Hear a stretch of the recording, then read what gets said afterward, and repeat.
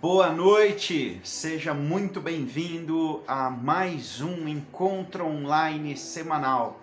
Nesta quarta-feira, dia 20 de janeiro de 2021. Sou o pastor Alan, pastor da Igreja Presbiteriana Jardim das Oliveiras, na cidade de Americana, São Paulo. E tenho transmitido ao longo desses últimos meses estas reflexões que encaminhamos a você com tanto carinho. Estou aqui na minha casa neste momento gravando esta reflexão e eu espero em Deus que você esteja bem aí onde você estiver, na sua casa, seja junto com seus familiares, sozinho, nos acompanhando neste momento, dia 20 de janeiro às 7h30 da noite, ou em qualquer outro momento, hora que você esteja acompanhando esta reflexão. Que Deus te abençoe poderosamente. Eu espero em Deus que você esteja sendo cuidado, amparado, abençoado pelo Senhor. E se estiver enfrentando algum problema, alguma dificuldade, que Deus estenda as mãos poderosas e abençoadoras sobre sua vida, te trazendo bênçãos, renovando as suas forças, te trazendo alegria e paz no seu coração. Nós vamos orar, pedir a Deus que nos abençoe neste tempo de encontro, pedir a Deus que ministre ao meu coração e ao seu coração nesta noite. Vamos orar? Senhor, Deus nosso, Pai amado, muito obrigado, Senhor, porque podemos mais uma vez nos achegar à Tua presença. Muito obrigado por cada pessoa que está neste momento conectada na transmissão deste encontro, mas que está na Tua presença, vinculada ao Senhor através dos laços do Espírito. Meu Deus, se conosco, ministrando sobre os nossos corações, abençoando cada membro da nossa igreja, sustentando e fortalecendo os teus servos. Peço que o Senhor abençoe os nossos bebês, crianças, adolescentes e jovens. Peço que o Senhor abençoe os pais, as mães, os homens e mulheres da nossa igreja. Peço que o Senhor abençoe os senhores, as senhoras, os anciãos. Peço que o Senhor abençoe cada um de nós. Que o Senhor estenda as tuas mãos sobre nós. Peço que o Senhor abençoe a minha vida, a minha família. Que aqui da minha casa, esta transmissão possa alcançar muitos corações. E que o Senhor esteja comigo aqui neste momento, para que tudo que eu falar seja baseado na Tua vontade. Em Cristo Jesus que oramos. Amém.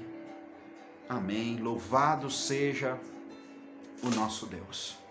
Seja muito bem-vindo você que está aí acompanhando a nossa transmissão. Que Deus te abençoe, que as mensagens que estão chegando, que cada pensamento, que tudo que nós fizermos aqui seja abençoado e dirigido pelo nosso Deus.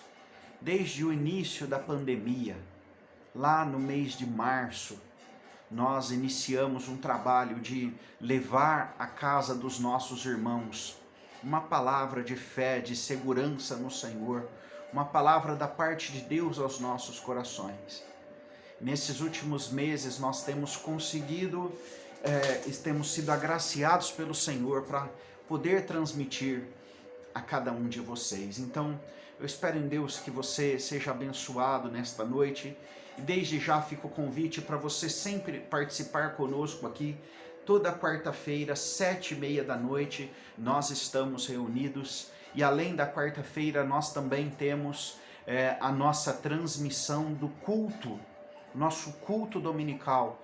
Todos os domingos, às 9 da manhã, nós estamos meditando numa série chamada O Deus Eterno e a História dos Homens.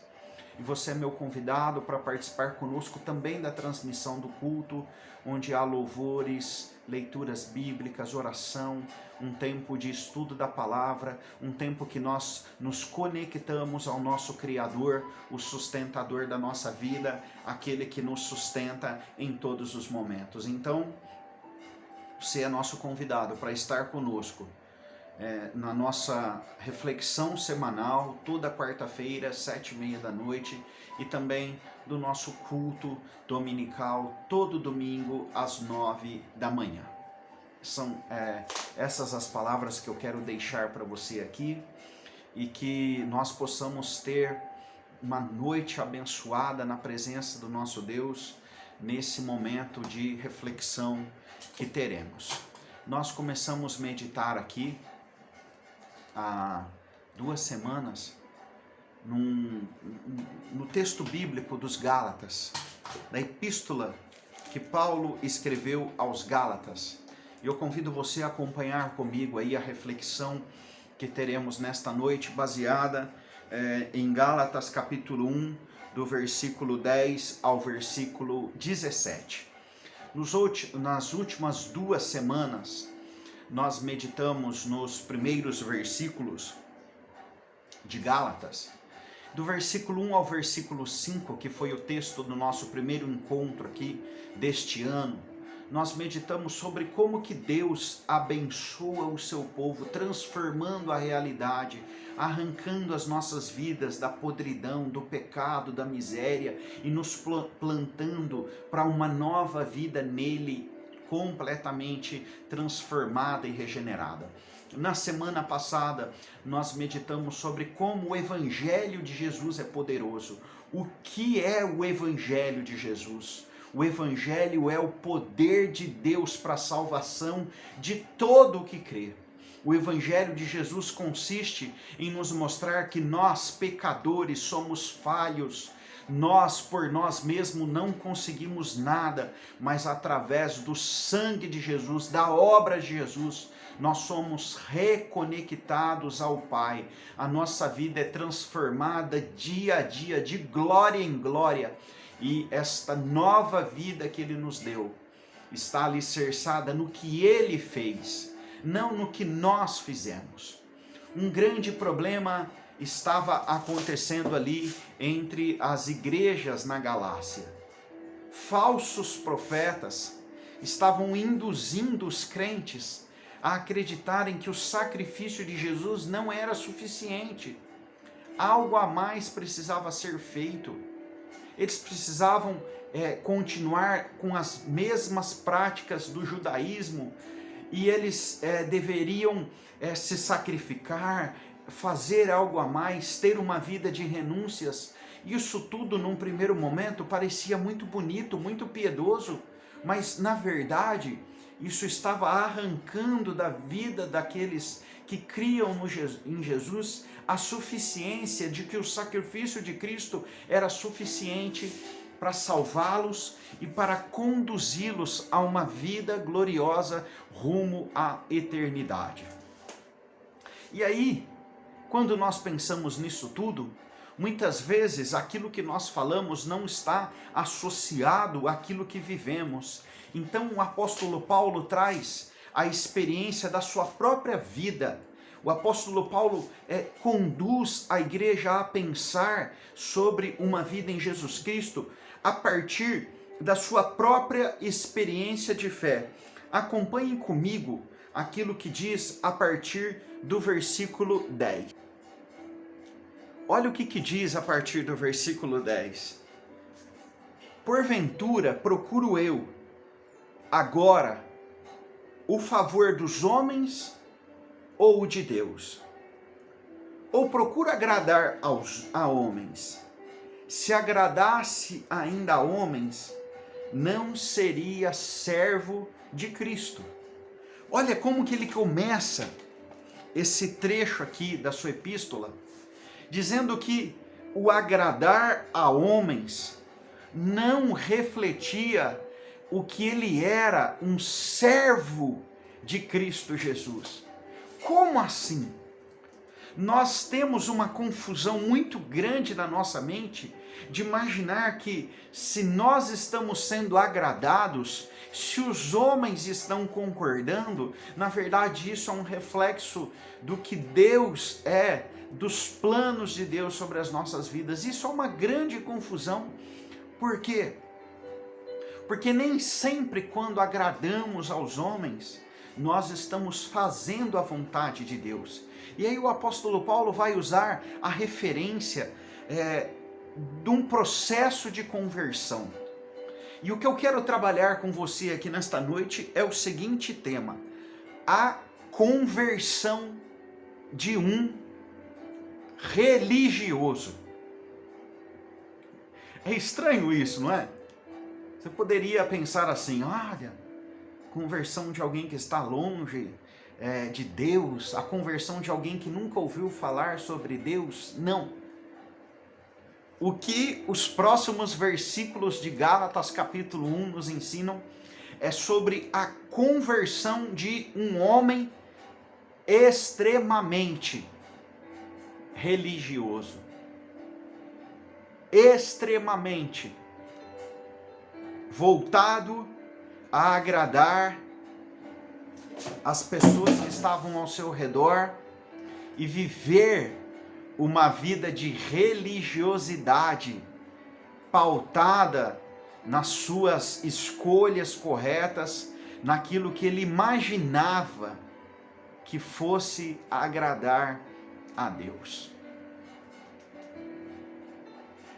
Como se dá a conversão de um religioso? Como se dá a conversão de um homem cheio de escolhas que num primeiro momento parecem corretas, mas que não refletem a vontade de Deus em Cristo Jesus para aqueles que creem no seu nome? Gálatas 1, a partir do 11, diz assim: faço-vos, porém, saber, irmãos, que o evangelho por mim anunciado não é segundo o homem, porque eu não o recebi, nem aprendi de homem algum, mas mediante revelação de Jesus Cristo. Uma das maneiras de entendermos se aquilo que nós estamos vivendo é a vontade do Senhor, é se isso tem a ver com aquilo que Jesus nos ensinou, a direção de Jesus para as nossas vidas. Eu quero trabalhar com os irmãos aqui nesta noite sobre este tema, a conversão de um religioso, porque muitas vezes as nossas ações são extremamente religiosas, mas que pouco refletem ou nada refletem a vontade de Jesus para as nossas vidas, em nossas vidas. Versículo 13 diz assim: porque ouvistes qual foi o meu proceder outrora no judaísmo, como sobremaneira perseguia eu a igreja de Deus e a devastava, e na minha nação, quanto ao judaísmo, avantajava-me a muitos da minha idade, sendo extremamente zeloso das tradições de meus pais. Quando, porém, ao que me separou antes de eu nascer, e me chamou pela sua graça, aprouve revelar seu Filho em mim, para que eu pregasse entre os gentios, sem detença, não consultei carne nem sangue, nem subi a Jerusalém para os que já eram apóstolos antes de mim, mas parti para as regiões da Arábia e voltei outra vez para Damasco. Meu irmão, esse trecho das Escrituras narra um processo de conversão de um homem extremamente religioso, mas que a sua religião não refletia a vontade de Deus, mas refletia a vontade dos homens. Talvez você fique se perguntando, e eu? O que isso tem a ver comigo hoje? Porque afinal de contas, nós somos religiosos. Nós vivemos uma vida pautada no ensino daqueles que vieram antes de nós e muitos de nós prosseguimos vivendo aquilo que aprendemos dos nossos pais, dos nossos avós, daqueles que viveram uma fé genuína antes de nós. O grande problema é que muitas vezes nós nos perdemos em algo que se torna vazio. A religião verdadeira, ela não deve ser descartada. Mas parece que nós andamos sempre numa linha muito fina de uma religião falsa, de uma religião que não reflete aquilo que Deus é de fato e aquilo que Deus deseja para nós. Paulo começa a dizer aqui que ele recebeu um evangelho de Cristo e que isso rompeu com algo que estava acontecendo na sua vida até aquele momento. Nós temos que entender o que está acontecendo aqui. Este homem que está falando isso, ele era um judeu extremamente zeloso. Ele diz que perto das pessoas da sua idade, ele era muito mais dedicado que todos os outros. Ele diz que num outro tempo, outrora, antigamente no judaísmo, ele chegou ao ponto de perseguir a igreja de Cristo. Ele lutava para devastar, para aniquilar a igreja de Cristo. E um dos principais males da religiosidade vazia é que ela tenta derrubar aquilo que Deus está construindo. O grande problema da religiosidade vazia é que nós nos perdemos em nós mesmos e nós nos esquecemos do que Deus é e do que Ele está fazendo em Cristo na história da humanidade através da igreja dele, através desse organismo, através disso que é chamado corpo de Cristo, que é a igreja do Senhor. Eu creio que o grande problema das igrejas ao longo dos séculos não foram as ameaças externas. Na verdade, as ameaças externas só serviram para fortalecer a igreja.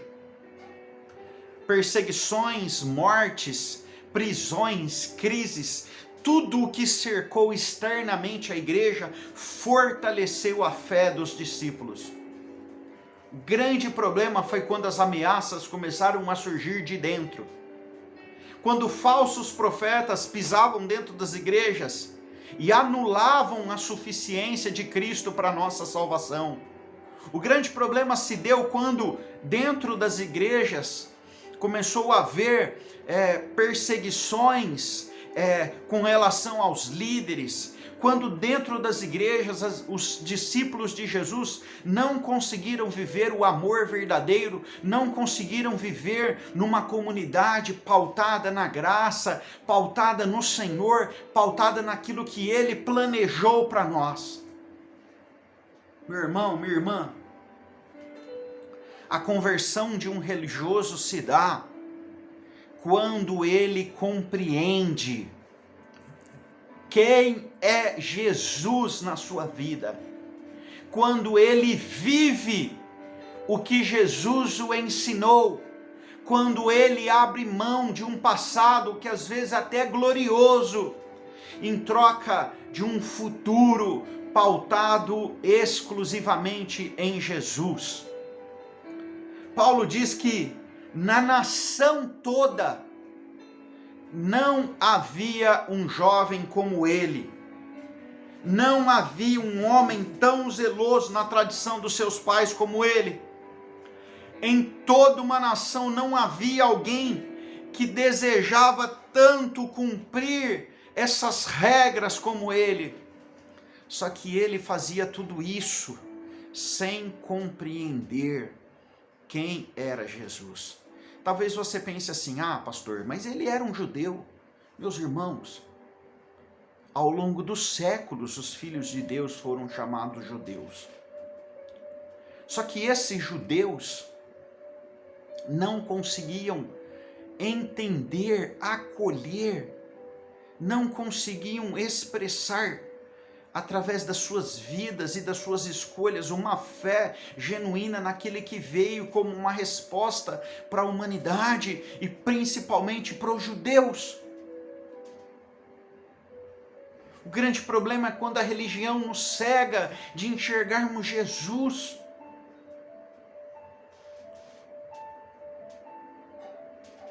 E aí ele diz aqui no versículo 15: quando porém, ao que me separou antes de eu nascer e me chamou pela sua graça, aprouve revelar seu Filho em mim. Então a conversão de um religioso se dá quando Jesus se revela em nós, nas nossas vidas, nas nossas escolhas, no nosso temperamento, nas nossas palavras, nos nossos sonhos. Quando Jesus se revela na maneira de eu me portar na minha família, quando Jesus se revela na maneira de eu trabalhar, quando Jesus se revela na maneira de eu enxergar o próximo, quando Jesus se revela na maneira de eu servir a Deus, quando Jesus se revela completamente em mim. Meu irmão, nós todos ficamos preocupados, mas será que afinal de contas, então hoje, eu sou apenas um religioso ou Cristo está em mim? E aí eu quero te conduzir a um pensamento, uma reflexão, para que você seja honesto naquilo que eu propuser você pensar neste momento. Em algum aspecto, todos nós nos tornamos religiosos demais perto de Jesus. Todos nós, em algum aspecto, depois de um tempo da caminhada cristã, vamos nos tornando um reflexo da nossa história e da história dos nossos antepassados. Mas eu quero que você pense comigo hoje, na sua vida, você e mais ninguém. Eu estou aqui diante de um quarto, eu tenho apenas esta tela na minha frente, todo mundo está me vendo, mas somente eu, se eu não estivesse aqui diante desta tela transmitindo para você, diante de você mesmo, homem, mulher, diante do espelho, olhando para você mesmo, qual é o reflexo de Cristo na totalidade do seu ser?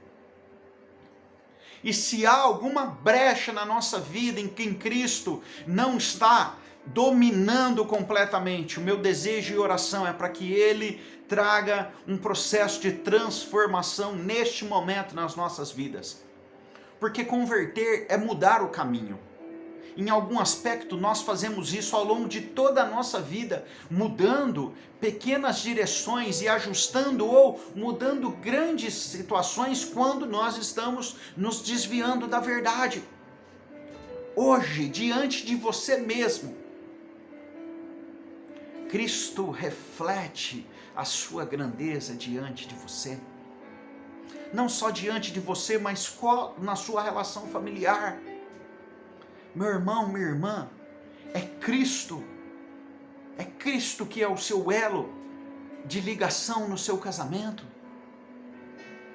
É Cristo que faz que você seja um pai melhor, uma mãe melhor, um filho melhor. É Cristo que faz com que você seja um cidadão americanense ou de outra cidade melhor. É Cristo que faz com que você seja um profissional melhor. É Cristo que faz com que você seja um discípulo ali, servo na comunidade que você serve melhor.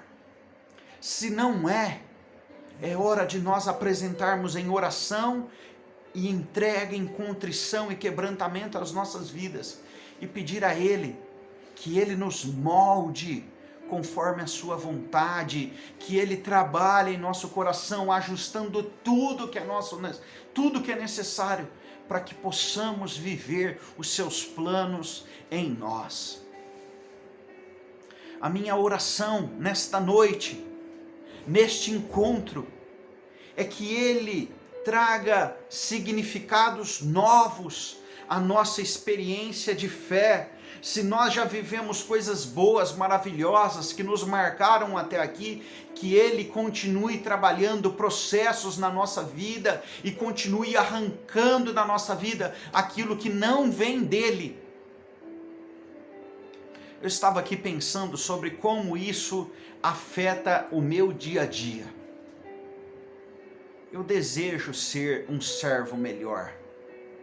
Eu desejo ser um pai melhor, um marido melhor, um amigo melhor. Eu desejo ser alguém que reflete Cristo.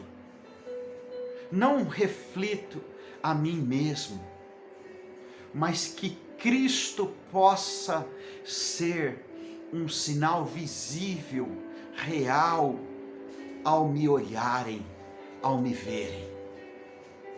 Paulo diz que Cristo foi revelado nele, para que ele pregasse entre os gentios sem detença. Porque para ele ir para outros, algo precisava ser ressignificado na sua vida. Até aquele momento, a sua fé havia somente trazido sobre ele a consciência de que ele e a sua nação era melhor do que os outros. E quanto de uma religiosidade perversa traz isso na nossa vida, quando nós supomos ser melhor do que alguém.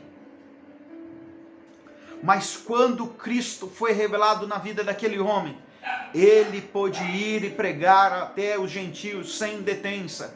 E ele não consultou a carne, ele não consultou os líderes, ele não consultou os homens, mas ele consultou a Deus, não porque ele desprezava isso, mas porque ele tinha consciência de que Cristo era o suficiente na vida dele. Meu irmão, minha irmã, eu quero trazer uma aplicação à sua vida sobre tudo isso. Nesses próximos minutos eu quero que você pense comigo sobre como nós podemos nos converter de um religioso vazio e falso para nos tornarmos um discípulo real, verdadeiro, um discípulo totalmente consagrado de Cristo Jesus. Eu quero te dar algumas direções. A primeira delas, meu irmão, nunca suponha que você é melhor do que alguém. Mesmo que você seja um crente no Senhor Jesus Cristo há muitos anos, toda a bondade procede do alto, procede do Pai das luzes, onde não há escuridão. Segunda coisa, nunca, jamais se acomode em apenas ficar repassando coisas que você já fez no passado. A vida inteira nós temos algo de novo para aprender. A vida é feita de recomeços, como nós meditamos no último domingo. A vida é feita de ciclos. A vida é feita de escolhas que se renovam. E eu peço em Deus que mesmo que você tenha 50, 60, 80 anos de caminhada cristã, Deus traga sobre o seu coração a capacidade de se renovar nele o tempo todo. Aquele que abre o seu coração para ser renovado nele, jamais se acomoda em apenas ficar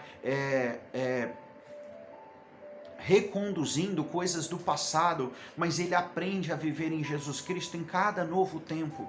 Os judeus sabiam viver na velha lei, mas quando chegou o novo tempo, eles não conseguiram viver porque eles se satisfizeram em somente olhar para o passado. Terceira coisa, que a sua religiosidade, que a sua fé no Senhor Jesus Cristo possa ser retrabalhada dia a dia na sua relação familiar. Não adianta apenas olharmos para o passado e para aquilo que os nossos pais fizeram, mas que nós possamos conduzir a nossa fé para que futuras gerações também creiam no Senhor Jesus. Quarta coisa, a sua relação com a sua igreja precisa ser ressignificada. E aqui eu digo como pastor, a maior parte dos crentes não tem conseguido viver uma fé genuína, real, verdadeira, intensa, cheia de vida no Senhor Jesus Cristo, nesse tempo em que estamos vivendo.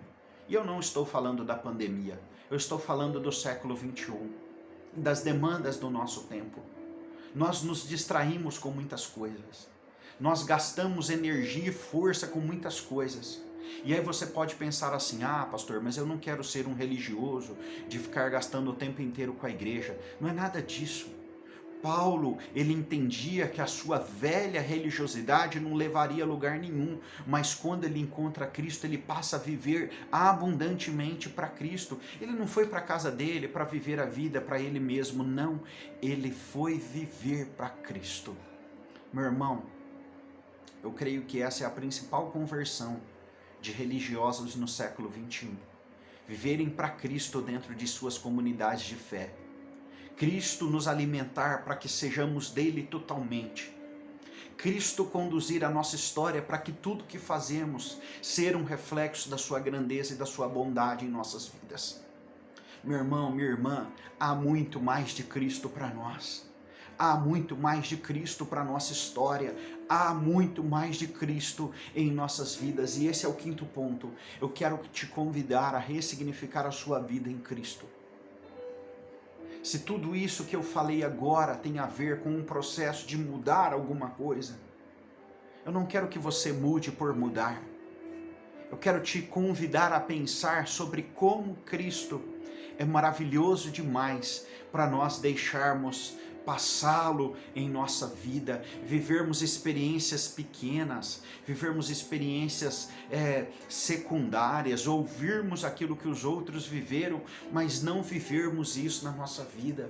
O apóstolo Paulo ouvia que havia um homem, Pedro, que tinha pregado para uma multidão. Ele ouvia que havia um homem, João, que era um homem que tinha sido amado por Jesus de uma maneira extraordinária, e ele perseguia esses homens. Ele ouvia falar de famílias que estavam se convertendo, e ele ia lá e tentava fazer de tudo para que eles fossem presos e sofressem as consequências disso, até o momento em que ele conheceu Jesus.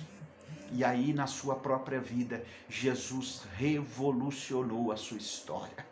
Meu irmão, eu peço a Deus que você tenha experiências concretas, verdadeiras, reais com Jesus. Eu peço a Deus que na minha vida eu não somente ouça falar que Jesus está fazendo algo na vida das outras pessoas, mas que Ele possa fazer isso em minha vida. Eu convido você a ressignificar o seu futuro em Jesus. É a conversão de um religioso que transformou a história do cristianismo. Não foi a conversão de alguém que nunca ouvia falar, não foi a conversão de um gentil, não. Foi a conversão de um homem religioso que fez com que o evangelho de Jesus atingisse mais vidas dali para frente. Eu tenho certeza que Jesus pode fazer muito mais por nós e através de nós. Eu tenho certeza que Ele em nós pode transformar as nossas igrejas, revolucionar as nossas famílias. Eu creio genuinamente que nós podemos viver uma fé fervorosa, uma fé autêntica, uma fé de entrega das nossas vidas, das nossas famílias, dos nossos filhos, das nossas finanças, do nosso tempo para o Senhor Jesus, e ressignificarmos tudo em nós, cada detalhe da nossa vida ter Jesus, e Jesus ser refletido em nós e através de nós. Louvado seja o Senhor Jesus por isso. Eu tenho certeza que Ele é poderoso para fazer mais, muito mais do que eu estou pensando ou pedindo neste momento, mas através de uma oração nesse momento, nós colocaremos a nossa vida na presença do nosso Senhor Jesus. Vamos orar? Senhor meu Deus,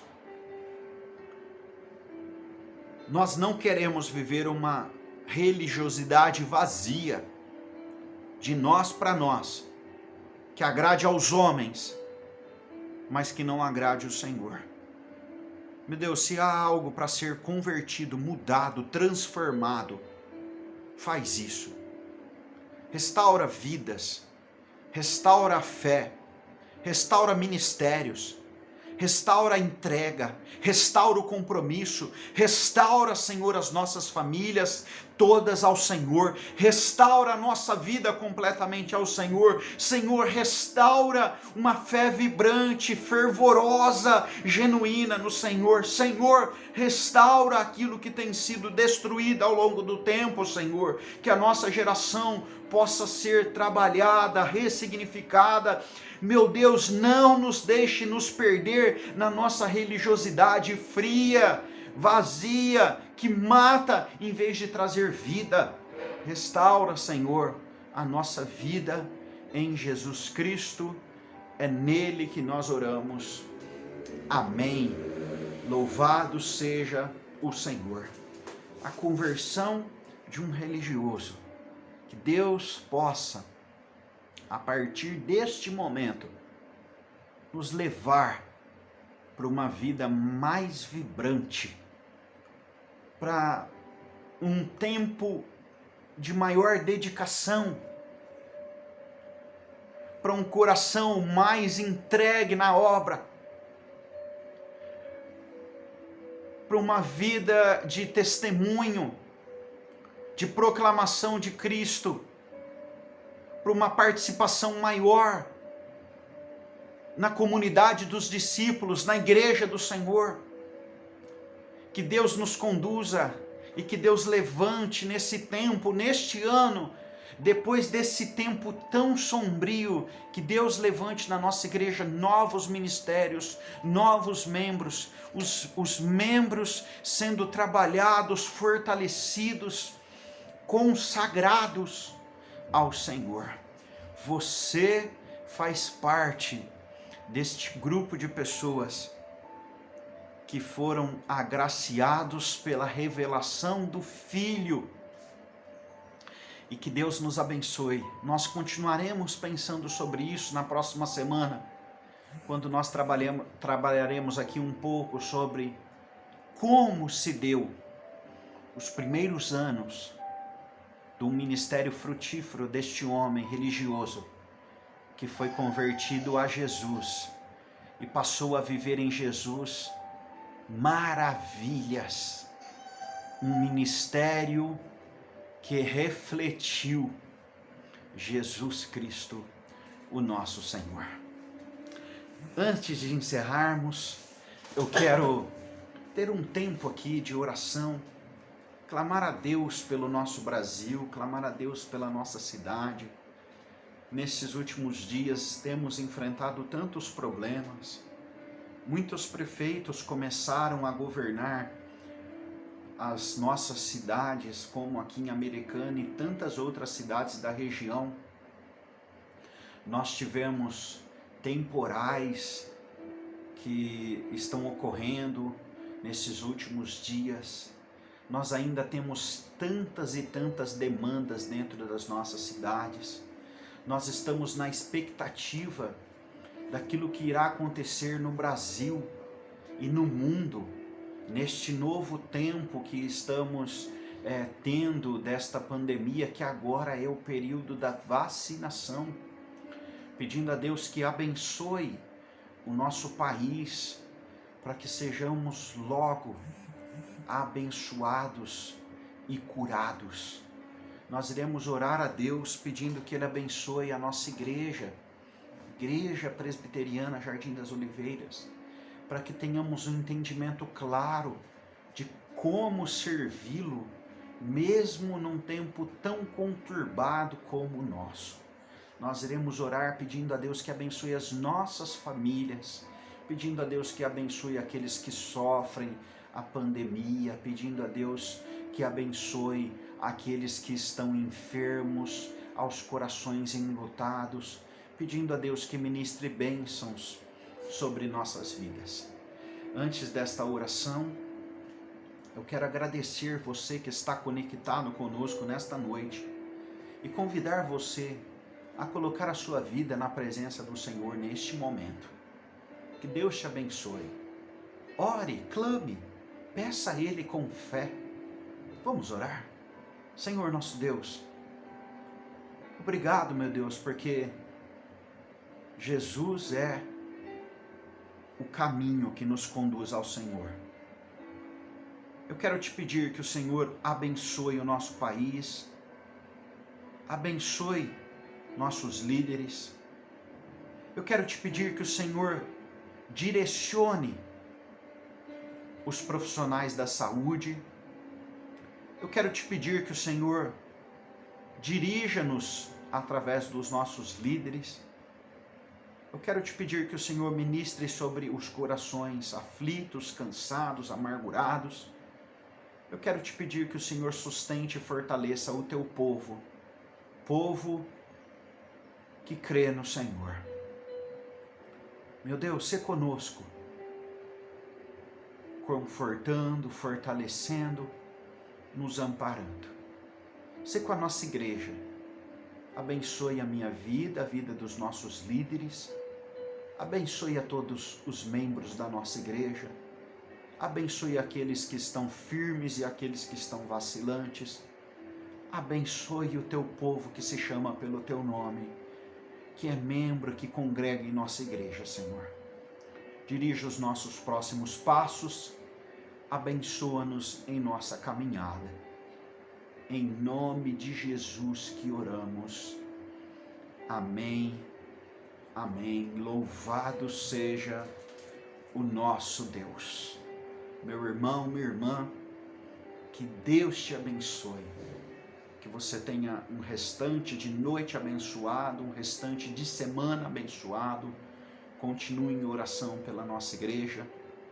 Neste mês de janeiro, nós estamos apenas com as nossas transmissões online, mas há um profundo desejo de, no início de fevereiro, já retomarmos as nossas atividades presenciais, se assim nós entendermos que será saudável, que será abençoador para todos nós.